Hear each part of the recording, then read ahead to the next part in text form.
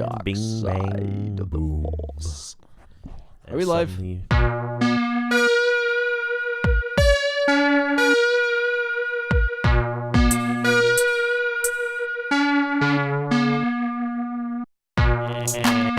And we're live. All right. Welcome back to our segment on personal items. This is Thinkfast Nerdcast. I'm Sai. And I'm Chris. So last time we talked about the paranormal, conspiracy theories, Freemasons, and all that good stuff. Good stuff. So let's bring it back a little bit more to the physical world, to reality. And let's... Yeah, I know. Fucking want to keep talking about aliens, mate. But let's talk about some issues that are plaguing millennials and people of today's day and age. So, That's us. yes. So one of the biggest things that I feel like is a problem these days is money. Not a lot of people have it. Everyone's struggling to get it. Everyone wants it. Yep. And one of the biggest struggles is affording a house, buying a house. Back in the days when my dad came to Canada, you bought a house at 23 and you had it paid off by like 35 and you're good to go. Nowadays, you buy a house at 45 and you die in it before you pay it off. So, as depressing as that is, my friend Sai has experience in this department. I do not. I am still a starving artist, saving up to buy my own place, which may or may not ever happen in this kind of economy. But tell me, Sai, what was your experience? Was it positive? Was it a struggle? Sure. So I bought a house about 2 years ago. I was 25. Probably going to die in it before I'm paying it off. But I'm still a starving artist. The difference now is I'm a starving artist with a roof, which needs work. Anyway, so the only way that I was able to buy a house, to be very, very honest with you, it was with the help of my family. So on the ownership and the mortgage, me and my brother are on it. Now, I live with my family and my wife in that house. It's pretty decent to accommodate all of us, but the only way we could do it is by combining income and sharing the costs. We have a portion that we pay. We split the mortgage payments in half. Only then is it affordable. So I'll be honest, the only way I was able to afford a house was with help of family. Yeah. And that seems to be the popular route to go these days. It feels like, I mean, unless you start saving by like when you're 12, Yeah. the chances of you buying a house on your own without someone else at least lending you some money is slim to none, at least in the greater Toronto area. Yeah. See, there's three things that go into buying a house. So one is savings for the down payment. Yeah. One is great credit rating. Yeah. And one is good income to afford monthly payments. So And repairs. yeah. So we had strengths that complemented each other. So my brother had credit and savings. I had income. So only by combining it and putting all our resources together and pooling it that we could buy this house. So we bought a house 2 years ago, and that'll basically be the last thing you'll ever be able to afford. After you get a house, you can't afford anything else. So, if you're going for anything credit related or whatever, you're not going to get it. The house is like the end all thing. That's like the last thing you want to do. You want to make sure you have all your credit cards together, everything you need before you get the house. Once the house is under your name, it's your name attached with like $500,000 worth of debt. So for the next 30 years. Yeah. The benefit is that the equity in the house I bought in Mississauga, when I bought it was about $400,000. Now it's worth about $600,000. That's not bad. In 2 years, $200,000 worth of equity went up. Yeah. So, one of the main thing is that, okay, well, now obviously we're both older and we have a better stability in our income and savings, whatever. So, if we wanted to branch out, we'd have to sell this house, take the profit we made, and then buy separate houses. Yeah. The problem with that is that when we bought our house, it was $400,000. Now you would get a little tiny condo for that price. So, yeah. the connotation a lot of people have is you buy a house, you sell it, and that's how you make money. Profit. That's how you get out of debt. Yeah, so you make a shitload of profit. You wait a couple of years, the value goes up, you sell it. The downside of that nobody knows is that when you sell that house and buy a new one, the new house is worth just as like the same amount that you got for your house, right? So you're not really making money. Yeah. It's just being recycled back into the same. You're just you know what I mean? staying Like, afloat. because you sold your house at a good price, the next house you buy will also be that price. So it'll still be expensive. So. And that's one of the problems is exactly what you said, is that you save and then you go to buy another house, but by the time you buy another house prices have gone up. So are you really, it is tough to make money even with the flipping houses business these days. Yeah, it's a race against time. So, your options are, do you buy it now when you're sort of in, more or less not as stable as you will be in the future? So do you take your chances with your current situation right now, buy a house, or do you wait until you can save more money, build more credit, blah, blah, blah, blah, blah, have a better income, but the house costs more? Yeah. Right? So you'll never be out of that phase. So I was afraid of buying a house, to be honest. When my family decided, we're buying a house, I was like, ooh, no. About that. Can we give it another 5 years? 5 to 50 years. Yeah. And, that was the argument that, yes, we can wait until we have better income, better savings, but the house is going to be more expensive to buy. So yeah, take the chance now, struggle with the house rather than without it, right? So yeah, rent goes up too. So it's not like you're saving money by renting. The amount of money that we would have spent on renting would have been the same amount as a mortgage. Yeah, and that's the thing. When you rent, your money goes nowhere. Yeah. That's the biggest argument buying a house. But then here's the other thing, right? With people in our generation now, because of lack of stability, yeah, people are more likely to change jobs. Mm-hmm. As a result, more likely to change where they're living. So a lot of people move provinces, move cities, move countries. Yeah. If tomorrow I got a great job opportunity in the U.S. or anywhere else, I would go. Of course, you got to go where the money is these days. So a lot of people who do freelancing or or entrepreneurs, self-employed, they can't root themselves that quickly. Yeah. Because they're like, if you buy a house, we're stuck in that area or whatever, like to break a mortgage or anything, it's expensive. So. 25-year commitment. Yeah, and if you take a term of 5 years or 2 years, whatever, you're locked in for a certain amount of term, and it's not easy to sell a house. It's not easy to buy a house. Buying the house takes a few months. Yeah. And then selling the house takes even longer. It takes about like 6 months to a year to get Yeah. a good offer. And even getting the offer that you want is not guaranteed. Yeah, and right now, if I want to sell my house, there's work I need to do. There's, I need to paint stuff. I need to fix stuff. I need to make it more attractive before I sell it. So the idea of making my house good enough to sell, that process alone will take 6 months. Being able to afford to sell your house. That's another issue. So I need 6 months just to make my house presentable. Yeah. And then I need another 6 months to wait for that sale to come through and everything to go through with lawyers, banks, all that. So everything costs money. Buying a house costs money. Selling a house costs money. Yeah. Keeping a house costs money. It's a decision that requires a lot of thought. Honestly, you can't wing it. Yep. No, you cannot. Not these days. And that's the freedom of rent, right? You can cancel your lease, move out, find something else, go somewhere else. Yeah, and like when it really comes down to it, like these days, renting versus buying, like the benefits are not that different between the two. Like when you rent, yeah, your money's going nowhere, but you're also not paying maintenance fees majority of the time. You're not paying property taxes. Yeah, you don't have to fix any of the shit around the place. Also, there's house insurance. Yeah. You need to have home insurance. There's no term to break if you want to just get up. You usually have a lease for maybe 1 year, and then you just go month to month. And if you want to leave, you want to leave. There's a lot that goes with buying a house. Yeah. And whatever decision you make, there's no wrong decision. There's no right decision either. You could buy a house, not afford it 5 years from now, and then you'd have to take drastic measures to sell it, or you could rent, and that means more financial stability for you. You could rent and lose all your money and have no savings because you spent it all on rent. So yeah, really, it's situation to situation. It's really whatever's right for you in this case. Like you're the best judge of what you can afford, what you think you can do. Like you really. And I'm sure Syed will agree that you need to make sure that you've done your research, done your homework, you know what you're getting yourself into, because I've known lots of people who get into situations where they get mortgages that they can't afford, or there's a change in the life situation and it puts them in a real difficult spot. Yeah. The other thing as well you want to make sure is where you buy the house. Yes. So there's cheaper houses if you go a little bit more towards remote areas or outside of the major city. There's the houses are cheaper, but then you got to factor in cost of transportation, because if you want to go out somewhere, you need a car, you need gas.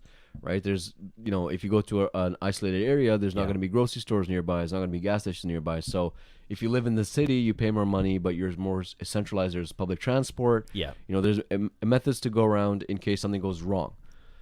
So where you buy the house is important, and how much you'll pay in property tax. Yeah, and that changes every year.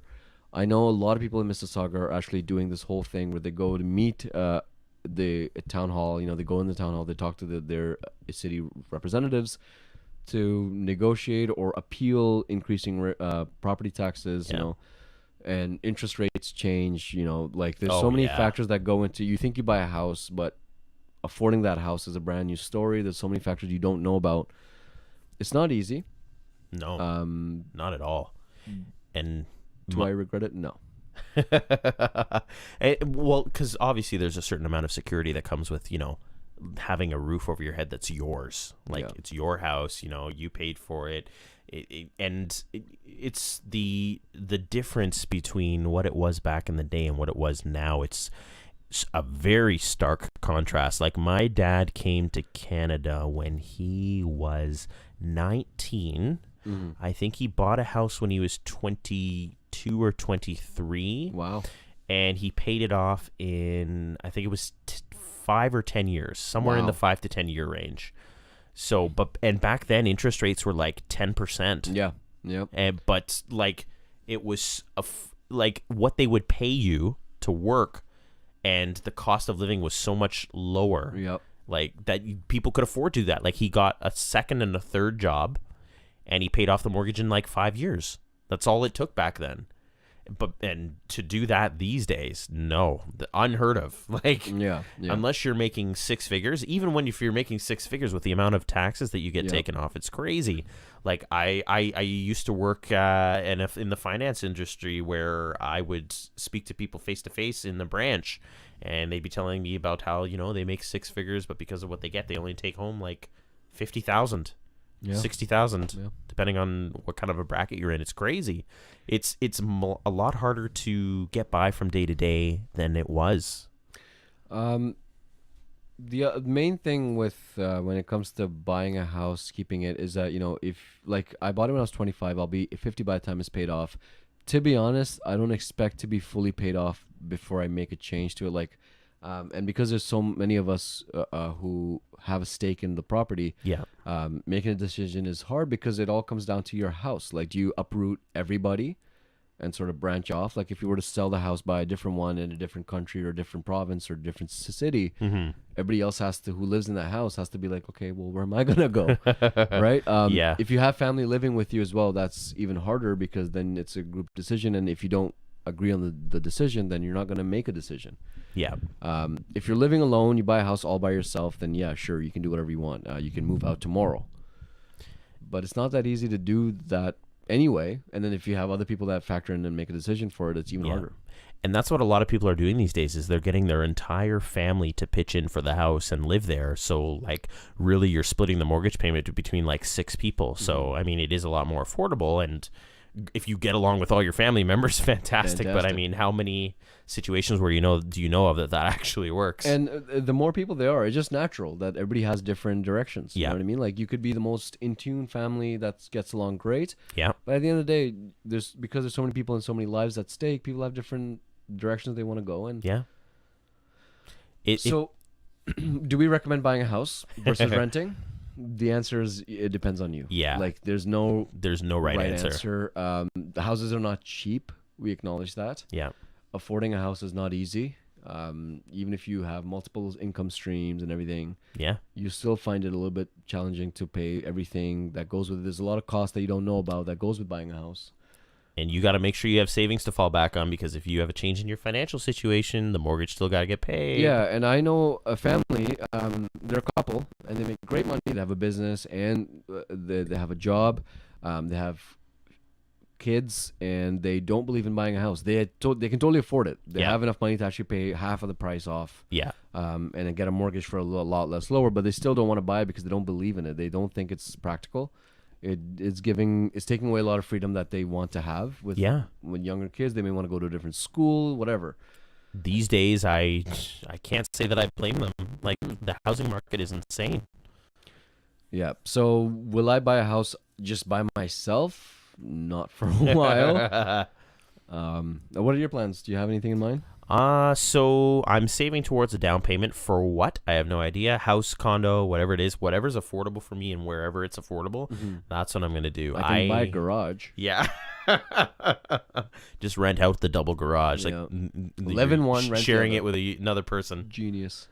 That's what people should start doing. Like they buy a huge mansion, rent out the garage. That's actually one of the conversations I had with the real estate agent. The first time ever I went in and I thought about buying a house, I called a random real estate agent. Yeah, To talk about financing. yeah, So I told him, I make this much money a year.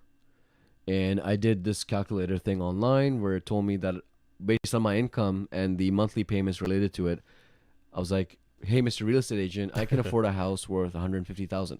Can you tell me about houses worth $150,000? He goes, yeah, garage.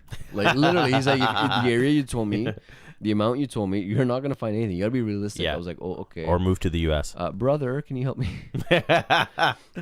Mommy, daddy. I need to borrow your names for a mortgage. U.S. So the price that we pay here to buy a house, I spent $500,000. I have a semi, Yeah, about a 1,300 square feet house, 1,400. That same amount in the U.S. gets you a mansion, like I literally know. a 5-bedroom house. Yeah. I have my sister-in-law and her husband. They live in South Carolina, and they pay the same amount, but their house is like triple the size of mine. yeah. It's depressing. It's inviting. It's appealing. I want to just go and live there. Yeah, and that's one of the things is that when the mortgage crisis happened in the U.S., housing prices bottomed out, and well, something's going on outside. We should be there. But yeah, housing prices bottomed out, and it's like the kinds of prices in the U.S. for houses, they're dirt cheap compared to over here. Yeah. And I mean, obviously, there's other things that you have to factor in, like healthcare and what the they fact get that- paid over there. And the fact that nobody would hire me because I have Canadian experience. Yeah. They don't care. Yeah, it's tough out there, but They already think Canada's not a real country. Kidding. it's just United States North. But that's one thing that is something that I've always thought about, that maybe I can just move to a different country Yeah, that's more affordable, cheaper, whatever. But I like Canada. yeah, I'm used to it. I don't want to get shot. I kind of like not having to worry about some things that the U.S. needs to worry about, like not having everyone and their mother own a gun. But yeah, other than that, like long story short, how buying things these days, houses, mortgages, they're tough. And my wife and I talk about a condo. We talk about how we want to buy a condo. Yeah. Somehow scrap money together or whatever, get approved. Yep. Buy a condo, but then we're having a baby, and then we want to plan for a second baby a few years from now. Not immediately, but like about 5 years from now. But as my family grows too, that space is gonna run out. Then I'm gonna need to sell that condo. Like, you know what I mean? Like, I can buy a small house right now because I can afford it, but that's not a long-term goal. Like 5 years from now, I'm gonna need a bigger space. So what am I gonna do? Sell this, buy a bigger house, and Yeah. just, like, when you buy a house, you need to have a 25-year plan, and that is a damn hard plan to make, because at this point in our lives, it's so hard to know what's gonna happen 2 years from now, let alone 25 years from now. So it's hard to plan for, but shot in the dark. You buy it, take a shot in the dark. You don't buy one, you rent, you take a shot in the dark. So let us know what you guys think. What is the right decision for millennials, for our class of the income we make, the lives we live, the expenses we have. Yeah. Let us know what you think. Yeah, I mean, let us know if you know a good place to buy a house. Also, let us know. It's bottom line again. It's tough. You do what's right for you. But it's one of those things of life that everyone's goal is to buy a house. Yeah. I'm sure. Yeah. It's on everyone's agenda. But that being said, so we'll move away a little bit from the dream of possibly never being able to afford a house. What a dream. I dream of never buying a house. And let's get to our next topic on the list here, which is conflict. So I'm sure we've all had it at some point in our lives. How do you deal with it? How does it affect you? Relationships, friendships, whatever the case may be. Let's just start off. You tell me, have you ever been in a physical fight? A lot of them. Well, some of them. Sorry, before we go into the next topic, one Yes. last point I want to highlight for the buying houses is related to financial situation, right? So your finances make the impact on your decision. Yeah. I feel like nobody else can give you financial advice You know what I mean? Because there are services and banks and professionals who give you financial advice, but their advice is like, hey, why don't you just pay everything off and save? Like you would know best your financial situation, how easy it is for you to get into debt and get out of debt, and how easy is it for you to save $50,000, whatever. So Yeah. before you look for help, make sure you have a very concrete idea about your personal financial situation, your ability to earn, your ability to pay off what you owe, and all those factors. You need to be very concrete with it yourself before you talk to somebody else, because they're going to ask you, well, what the hell are you going to do with the balances you owe? Yep. How much are you going to earn? How much are you going to save? So before you do anything or talk to anybody and confuse yourself further, make sure you do a lot of self-reflection to find out what your capabilities are for earning and paying off. So we're on the next topic. Feels like he wants to go on about this for a little bit longer. So maybe we'll do another segment about mortgages and buying a house at a That's later my time. financial rant. But Moving on, conflict. Yes, I've been into a fight. Physical? Yes. Okay. The last time I got into a physical fight, I was 14. Last week. Someone tried to touch me and I said no. It wasn't more of a fight more than me getting beaten. No, I'm kidding. Oh, Lordy Lord. No. I was 16 was when I actually had a fight where... You seem to be really sticking to the F, and then you went 16, so I was like, okay. 14 was when I actually got into a fight where it was evenly matched and I was winning. 16 was when I was not winning. So, what kind of a fight we're looking at? One that I win, one that I get my ass kicked? So let's talk about the reasons behind both. Sure.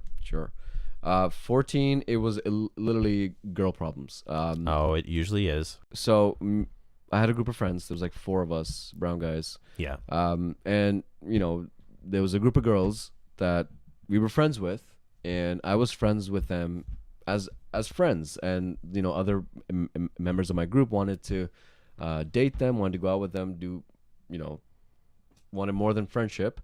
But they were not good in how they approached it, so they were a little bit creepy. What ended up happening was that they repelled themselves away from that group of girls. Okay.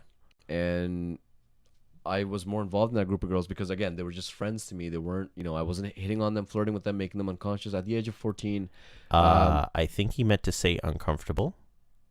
I did say unconscious. Yeah. Wow. Uncomfortable. I is what hope meant you to weren't say. making them No. unconscious, because this would be a very different podcast. It's 2 a.m. Excuse me. I meant uncomfortable. So anyway, like, because I wasn't, and that age group is it's kind of your first experiences with flirting or just, Yeah. So no one's good at it. No one starts great at flirting. Oh, so hell no. My friends weren't good at it. They weren't very effective. So they were creepy about it. And I didn't flirt, so I was just friendly. So, they were naturally closer to me. So we used to hang out more, talk more. And then that led to this one guy getting jealous. Oh, And here we He's go. like, dude, I want to be with her. Why are you talking to her? Why are you blah, blah, blah? I was like, relax. You're not even dating. You're right. She's not an object. You don't own her. And don't be that close-minded. Yeah. That if somebody else is talking to her, don't get so jealous that you can't control yourself. You feel the need to then go and insult people or put them down and make yourself look better. Yeah. You don't look better by putting others down. Just stand on your own merits. If you feel like you're the stronger candidate, just let the woman choose. And okay, so there's certain kind of guys. They like to call themselves alpha. They're not. Yeah. When you hang out with them as guys, they're really cool. They're funny. They're great. As soon as a girl walks in or gets involved, they then have this urge to be like The whole superior. dynamic changes. So they will insult other guys. They will start acting like a dick. Yep. Like literally just change, and they're just like no longer this cool, funny person. I've known a few of those. They're just trying so hard to impress the woman that they're just attacking everybody else and just trying to sound smarter, better, funnier. And I think that's like a nature thing. Like, animals, they try to make themselves dominant and like be like the strongest person in the room, push everyone else aside. Anyone they feel is a threat, they start to then just attack for no reason. And it's so uncalled for. Everybody notices. The girl's not impressed. Yeah. Or most of them are not. They should not be. I would hope not. So this guy got into a verbal fight with me, and I was like, dude, what is your problem? And then he punched me. He swung. Where I like kind of dodged into like the face. He tried. He was aiming for like my jaw, but I sort of ducked, so he hit me right here. So let me back it up a little bit. So where did this happen? So we're in school. Okay. Recess. Yeah. So we're outside in the fields. Yeah.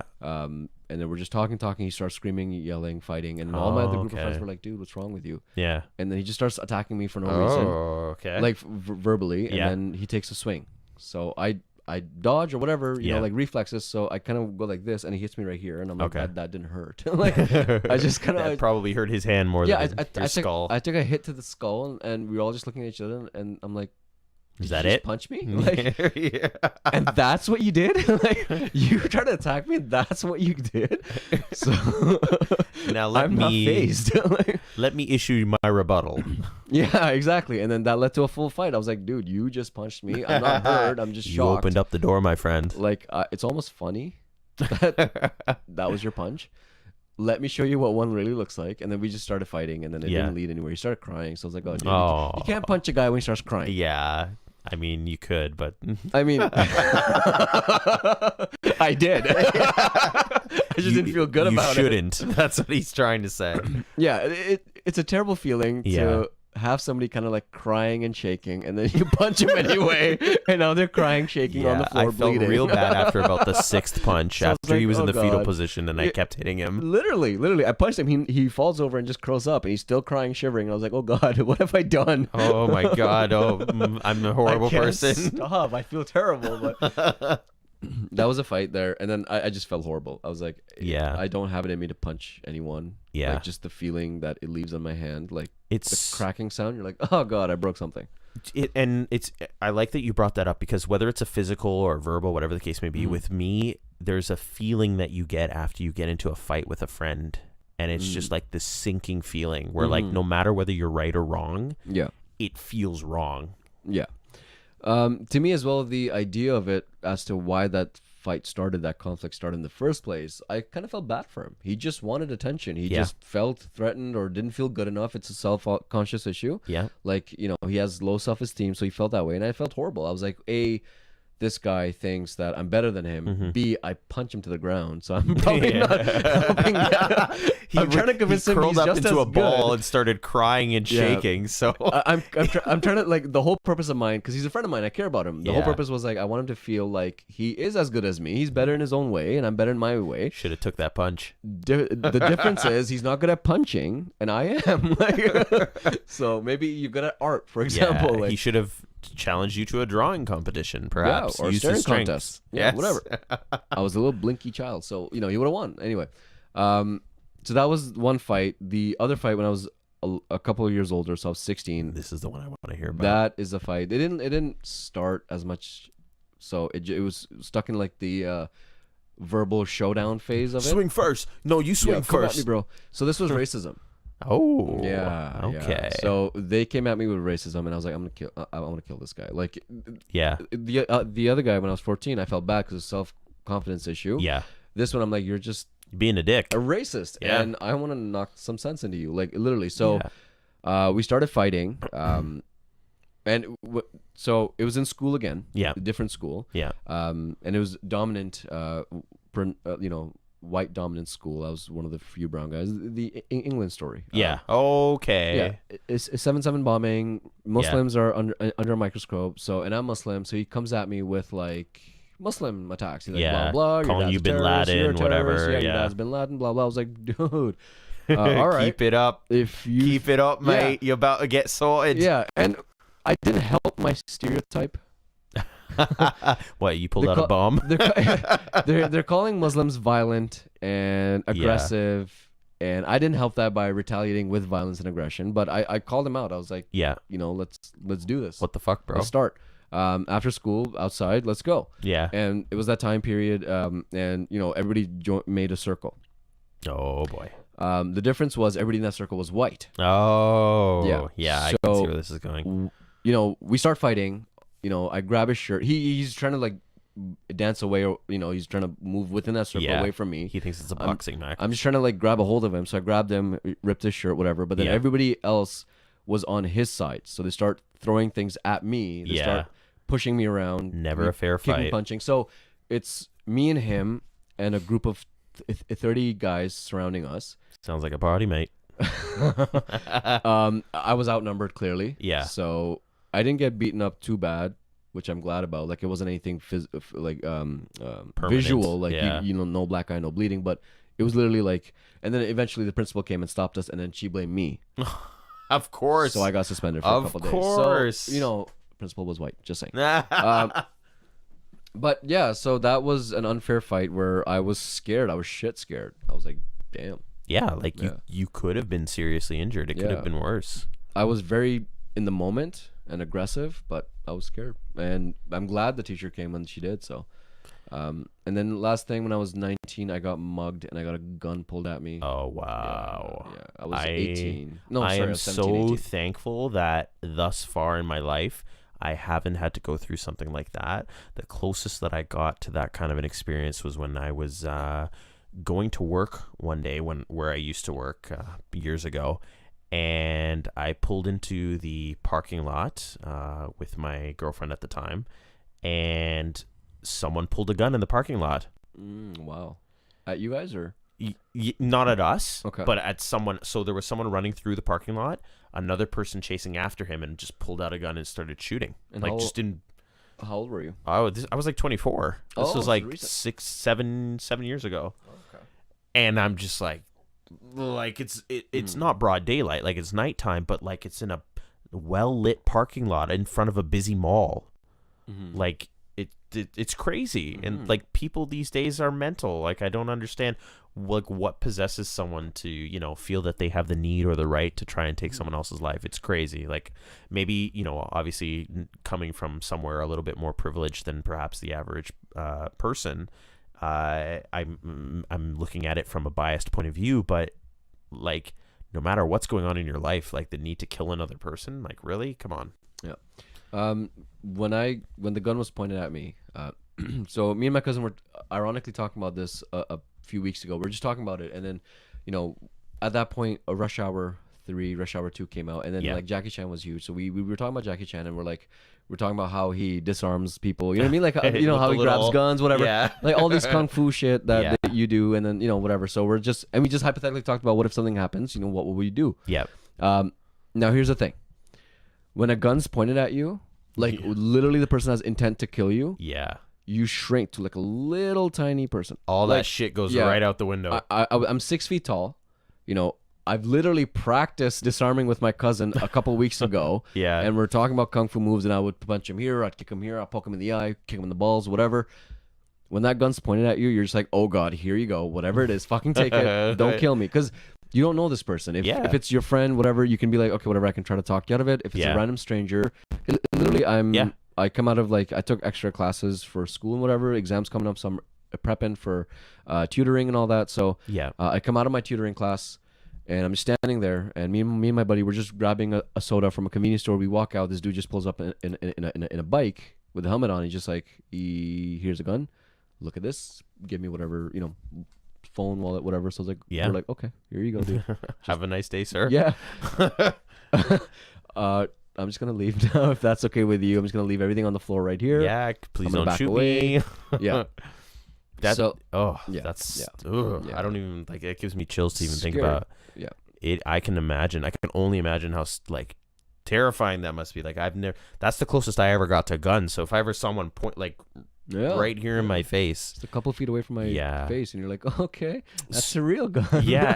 So here's the thing with that. Like I feel like, you know, when you go through self-defense training and things like that, when you have a gun pointed at your face, of course, you know, if it's just you and this guy with a gun, that kind of stuff can go right out the window. Like you're terrified. But like, I feel like, you know, if you're with your family, you're with your mom, you're with your dad, you're with your son, your daughter, your girlfriend, someone that you care about, and then you're in that same situation, that's when that stuff, you know, really comes into effect. Because when it's someone else's life on the line that you really care about, like sometimes, you know, that instinct just takes over, and like that's when you'll make the move. If you think that they're gonna hurt or possibly kill someone that you care about, like at that point, you know, the thing that went through my head was like, you know, naturally I stepped in front of my friend because like, oh, you know, like you just naturally shield him.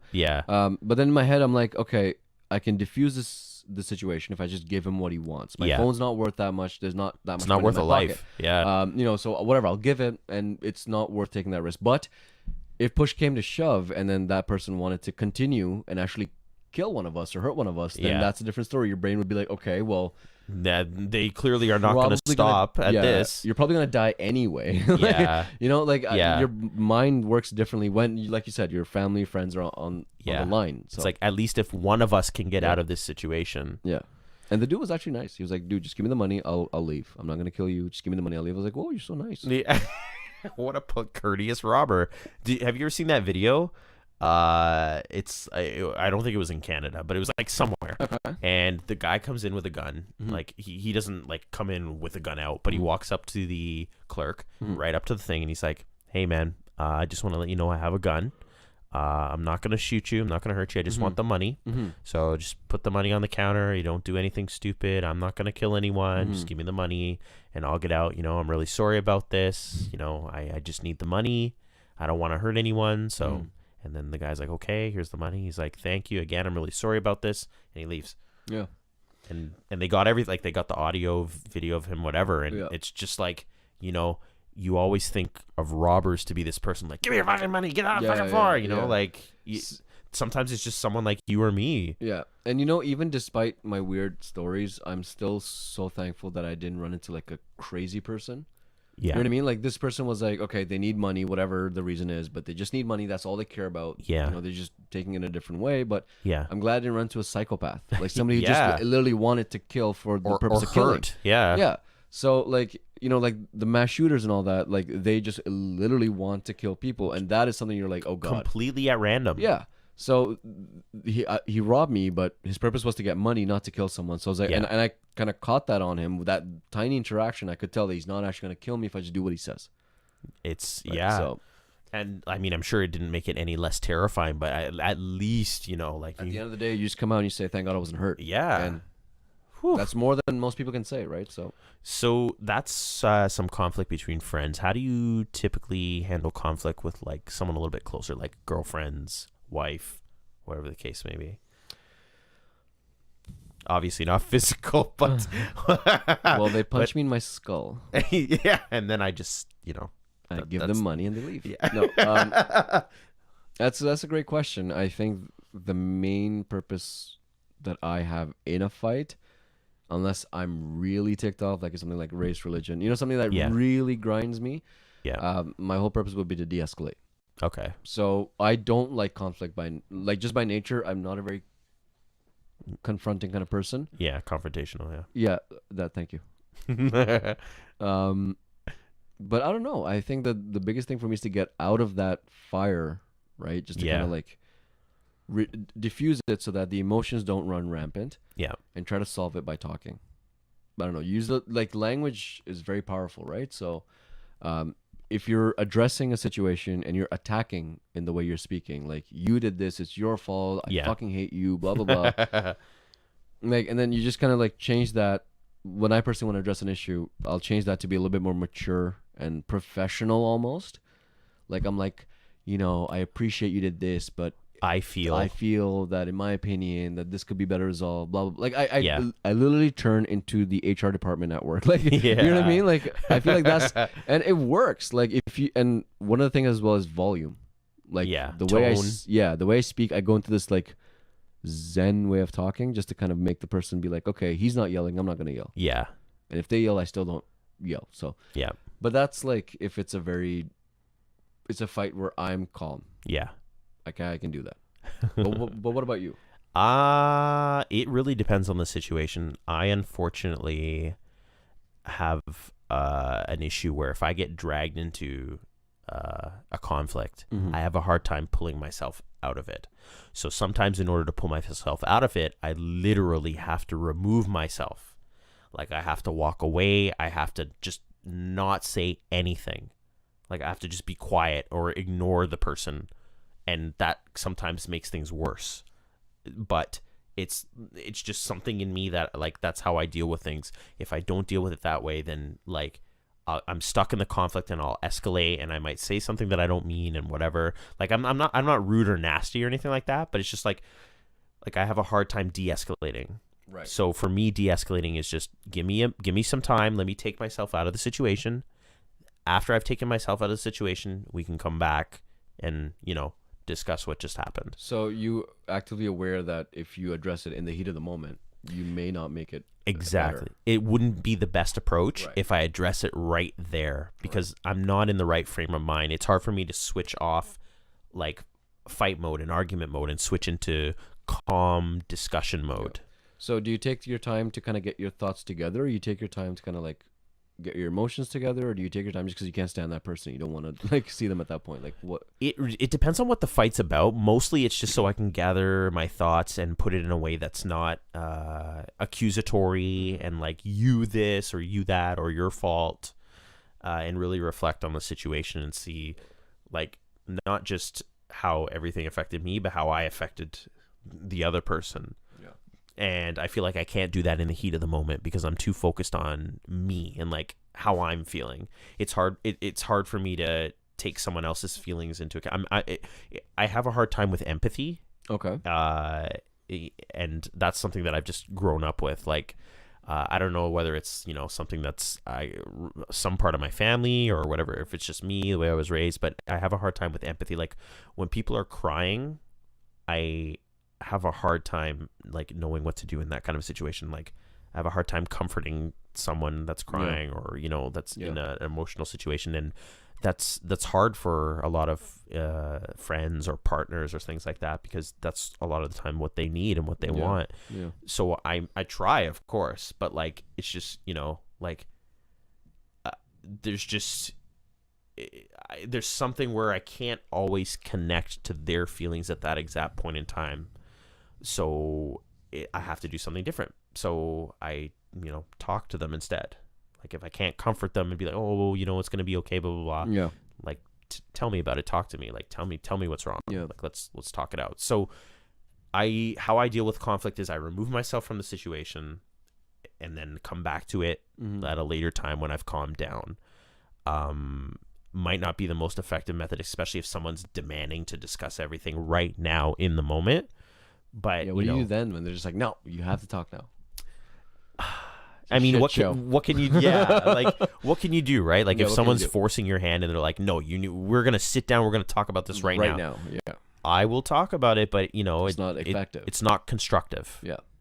So I find that we don't really come to a resolution when that's how it's handled. But that's just me. One of the hardest things that I find dealing with people who are upset is if it's their fault. Yeah. I can't sugarcoat it. I'll be like, okay, that's terrible, but it is kind of your fault. Like, you know what I mean? Like, now the biggest thing is a lot of this is, relationships. So I've had friends who are in toxic relationships and they just come back and they're like, oh God, why is this happening to me? Yeah. Again. And I'm just like, well, it was going to happen. Like, I'm sorry to say this. I know you're hurting. I know it's terrible, but shame on you. Like you fell for it again, therefore you got hurt again. So and that's my problem, and that's what the whole thing I'm talking about is it's hard for me with empathy sometimes. Like people will come to me with issues and they'll want someone to be sympathetic and empathetic, and instead I'm just like, really, did you expect something different? Like is this not what you did to cause this situation to happen? And a lot of people don't appreciate that. Like, well, you slapped the other person. So like I'm very blunt like that, and I know it's something that I need to work on, like just to be more empathetic and to try and see things from all points of view. But sometimes it's hard to not just be like, okay, like if someone says, like just as an example, if someone keeps losing their keys, right, and I'm like, hey, and I keep telling them like, oh, try putting your keys in the same spot all the time. Try setting yourself a reminder to be like, hey, I'm going to put my keys here each time so that I forget them. And then one day they come to me and they're like, oh my God, I'm so upset. I can't find my keys and I can't get to work and I'm going to miss my interview and I'm not going to get the job. And it's like, did you do what I told you? Yeah. Did you if the keys were where I told you to put them, like, did you use any of my suggestions, or if you didn't, then you're not getting the additional sympathy, right? Like it's kind of your fault, and like that's not what someone wants to hear in the moment. But and the other thing the issue is, and I think this is a guy problem, a lot of my solutions are logical. Like I have, especially when it comes to like family and whatever, but like some people are like, oh, this person's upsetting me. I'm like, okay, address it. Tell them. Yep. Pick up the phone, call them, text them, tell them. and they're like, no, I can't do that, blah blah. You know what I mean? Like, and then Yeah. people give reasons to why they can't do that, Yeah. and to me, I'm just like, well, I mean, if I was having the problem that you're having, I would just pick up the phone, call the person out, you know, confront them, do whatever.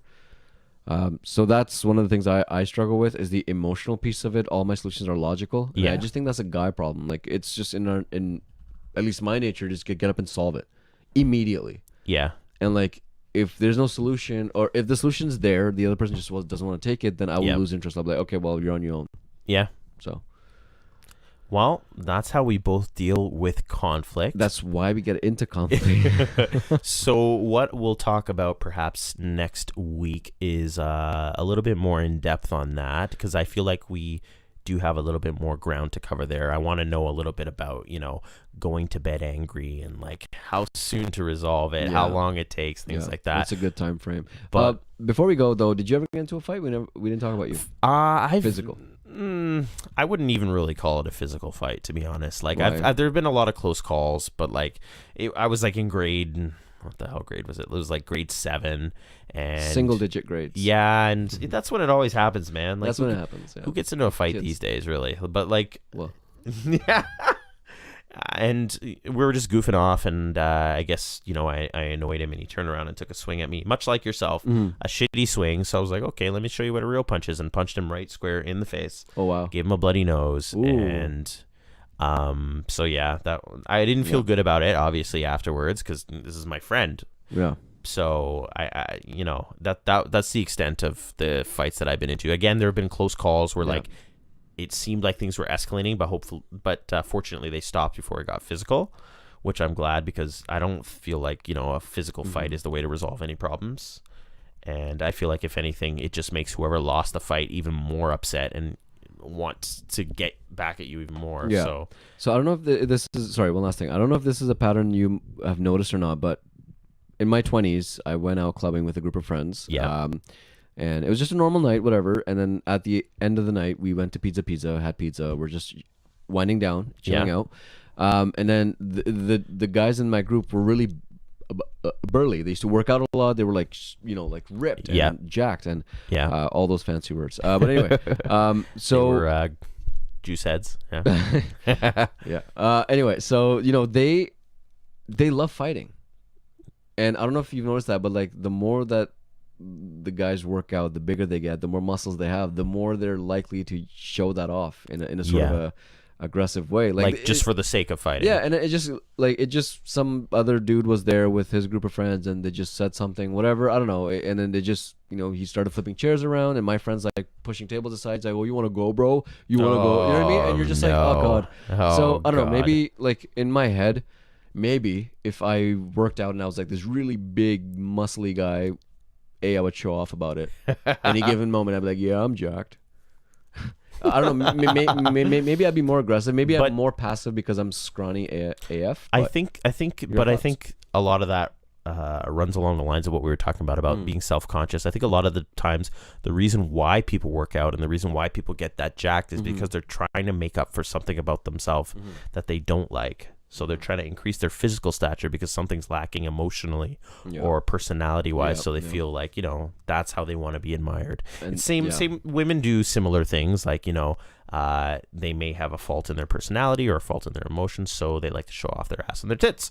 So, I mean, of course, can't generalize, but it happens. It's a fact. Like, people seek attention in the way that they're good and not like to compensate for what they're lacking. Yeah, exactly. So but I feel like aggression comes from there too. Like, I mean, I feel like these guys, these junkies at the gym who are just lifting heavy weights, and they're lifting like 400. Gym lift, bruh. Yeah, and like I feel like that.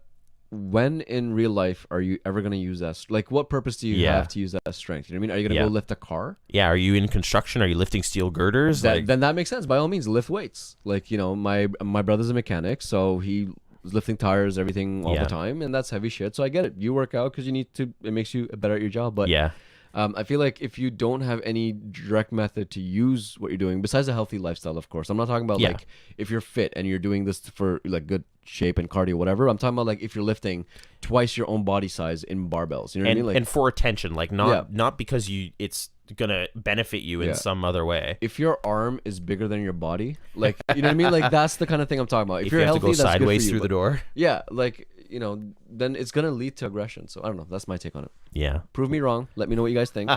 Yeah, leave Tell a me more about comment. Let us know, why do you think people work out or beef up and bulk up to these huge muscles? Tell us. We're and nerds. We don't know much about conflicts or being healthy or beefing up. or having muscles or like getting into fights. I have a gut. You and me both, buddy. I got a dad bod and I don't even have a kid on the way, so I don't have an excuse. Yeah, so we as nerds, I mean, we shy away from conflict. I shy away from conflict all the time because Yeah. it's not my thing. But let us know. Do you guys confront, and if you do, how? How What's do the you- effective way? How do you deal with it? How do you think it should be dealt with? How do you like someone to deal with conflict with you? Teach us empathy, maybe. Yeah. I don't know. Give us some tips, some pointers. But I really appreciate everyone who's watching. Check out all of our links at the bottom there. We really appreciate it. Be sure to like, subscribe, comment. Yeah, my name is Chris. And I'm Sai. Thanks for tuning in.